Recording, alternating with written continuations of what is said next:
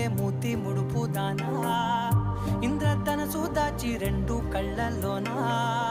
నిద్ర చెరిపేస్తావే అర్ధరాత్రిరైనా కాశీ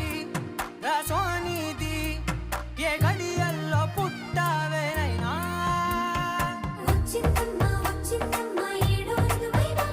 నా ఊహల్లో నా ఊరేగింది నువ్వమ్మా నా బ్రహ్మచర్యం బాకీ చెరిపేసిందమ్మా